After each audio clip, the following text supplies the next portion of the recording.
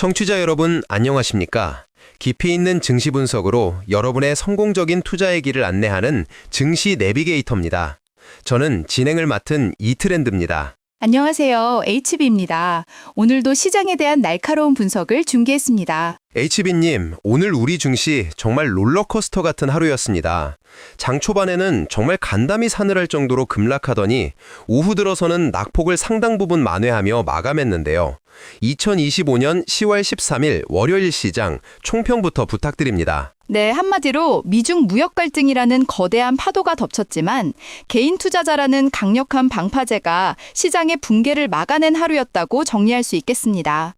코스피는 장중 한때 90포인트 가까이 폭락하며 투자자들의 공포감을 자극했지만 결국은 낙폭을 줄이며 마감했습니다. 구체적인 지수 상황부터 짚어주시죠. 코스피는 전 거래일보다 26.05포인트, 0.72% 하락한 3,584.55에 장을 마쳤습니다. 사상 처음으로 돌파했던 3,600선을 하루 만에 내주고 말았죠. 장 초반에는 3,522포인트까지 밀리기도 했습니다. 반면 코스닥은 달랐습니다. 1.00포인트, 0.12% 상승한 860.49에 마감하며 강보합으로 선방하는 모습을 보였습니다. 코스피와 코스닥의 희비가 엇갈린 점이 인상적이네요. 환율도 오늘 심상치 않았죠. 맞습니다. 원달러 환율이 장중 1,434원까지 치솟으며 외환 시장의 긴장감이 감돌았습니다. 약 5개월 반 만에 최고치였는데요. 다행히 외환 당국이 1년 반 만에 공식적인 구두 개입에 나서면서 상승폭이 진정돼 1,425.8원에 마감됐습니다. 그렇다면 오늘 시장을 움직인 주체들의 움직임은 어땠는지 궁금합니다. 개인 투자자들이 시장의 구원투수 역할을 했다고 하셨는데 수급 동향을 자세히 짚어주시죠. 네, 오늘 수급은 그야말로 개인 투자자들의 완승이라고 표현할 수 있습니다. 먼저 외국인과 기관은 동반 매도에 나섰습니다. 코스피 시장에서 외국인은 약 8,212억 원, 기관은 4,474억 원을 순매도했습니다. 미중 무역 갈등이라는 대형 악재 앞에서 위험자산 회피 심리가 극대화된 결과입니다. 외국인과 기관이 던진 물량을 개인이 다 받아냈다는 거군요. 정확합니다. 개인 투자자들은 코스피에서 무려 1조 1,678억 원이라는 엄청난 금액을 순매수했습니다. 코스닥에서도 1,168억 원을 사들이며 지수 상승을 이끌었죠. 특히 삼성전자와 SK하이닉스 등 지수가 크게 하락한 반도체 대형주를 집중적으로 매수하며 추가 하락을 막는 방패 역할을 톡톡히 해냈습니다. 흔히 동학개미 운동이라고 불렸던 저가 매수세가 다시 한번 재현된 모습이네요. 이런 개인들의 투자가 시장에 어떤 의미를 준다고 보시나요? 과거와 달리 시장의 체력이 강해졌다는 것을 보여주는 방증입니다. 외부 충격에 무조건 투매로 대응하기보다는 오히려 우량주를 싸게 살 기회로 인식하는 투자자들이 많아졌다는 거죠. 다만 외국인과 기관의 매도세가 진정되지 않는다면 개인의 매수세만으로는 한계가 있을 수 있다는 점도 기억해야 합니다. 시장 전반의 분위기는 냉랭했지만 그 속에서도 뜨겁게 타오른 섹터들이 있었습니다. 어떤 업종들이 오늘 시장의 주인공이었나요? 단연 2차전지, 로봇, 그리고 바이오 섹터를 꼽을 수 있습니다.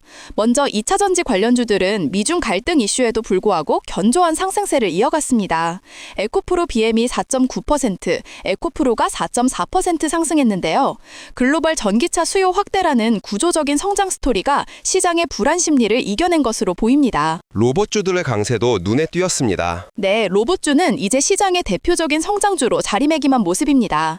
레인보우 로보틱스가 4.4% 오르며 신고가를 경신하는 등 외부 악재에 흔들리지 않는 굳건함을 보여줬습니다. 반면 오늘 지수 하락을 이끌었던 섹터들은 어디였나요? 안타깝게도 우리나라 증시의 대장주인 반도체 섹터였습니다. 삼성전자가 1.17%, SK하이닉스는 3.4% 하락하며 4거래일 만에 조정을 받았습니다. 미중 무역 갈등이 재점화될 경우 가장 큰 타격을 받는 분야가 반도체, 특히 기술주이기 때문입니다.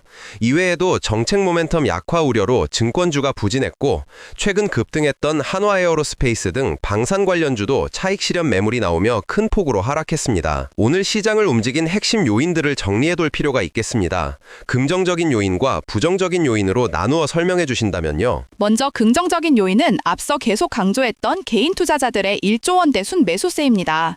이 힘이 없었다면 지수는 훨씬 더 큰 폭으로 하락했을 겁니다.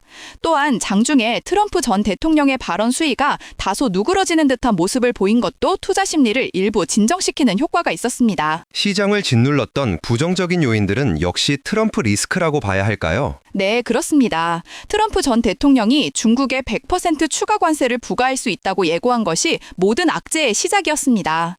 이로 인해 지난 금요일 미국 증시가 급락했고 그 충격이 오늘 우리 시장에 고스란히 전해진 겁니다.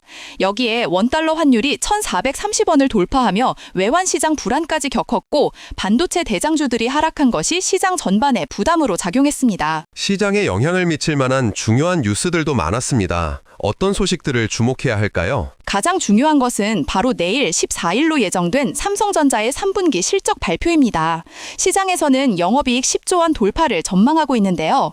반도체 업황 개선에 대한 기대감이 큰 상황에서 삼성전자의 실적이 예상치를 뛰어넘는 어닝 서프라이즈를 기록한다면 오늘 위축되었던 투자 심리를 단번에 되돌릴 수 있는 강력한 모멘텀이 될 수 있습니다. LG 에너지 솔루션의 실적은 좋게 나왔죠? 네, LG 에너지 솔루션이 3분기 영업이익 6,013억 원으로 전년 동기 대비 34% 이상 증가한 호실적을 발표했습니다. 이는 2차 전지 섹터의 성장성이 여전히 유효하다는 것을 증명하는 좋은 소식입니다. 결국 현재 시장은 미중 갈등이라는 거대한 거시적 악재와 개별 기업들의 펀더멘탈, 즉 실적 기대감이 팽팽하게 맞서고 있는 형국입니다. 자, 그렇다면 가장 중요한 질문입니다. 내일 시장, 우리 투자자들은 어떻게 대응해야 할까요? 변동성이 매우 큰 장세가 이어질 것으로 보입니다. 따라서 섣부른 추격 매수나 공포에 의한 투매는 자제해야 합니다. 우선 내일 발표될 삼성전자 실적과 그에 따른 외국인 수급 변화를 확인하는 것이 중요합니다. 만약 실적이 좋게 나오고 외국인 매수세가 유입된다면 시장은 빠르게 안정을 되찾을 수 있습니다. 포트폴리오 전략에 대한 조언을 주신다면요? 시장의 불확실성이 큰 만큼 특정 섹터에 집중하기보다는 분산 투자의 원칙을 지키는 것이 현명하다고 봅니다. 실적이 뒷받침되는 반도체 우량주에 대한 저가 매수 관점은 여전히 유효하다고 봅니다. 또한 미중 갈등과 같은 거시적 변수에도 상대적으로 자유로운 2차 전지, 로봇, 바이오 등 성장주들을 포트폴리오에 함께 담아두는 전략이 바람직해 보입니다. 또한 환율 급등에 따른 리스크 관리에도 신경 써야 할 때입니다. 네, 오늘도 명쾌한 분석 감사드립니다. 거친 파도 속에서도 길을 잃지 않도록 증시 내비게이터가 등대가 되어 드리겠습니다. 네, 성투하시길 바랍니다. 청취자 여러분, 감사합니다. 다음 시간에 다시 찾아뵙겠습니다. 본 영상은 특정 종목에 대한 투자 권유나 추천이 아닙니다. 투자 판단에 참고만 하시길 바랍니다. 모든 투자의 결정과 책임은 투자자 본인에게 있습니다.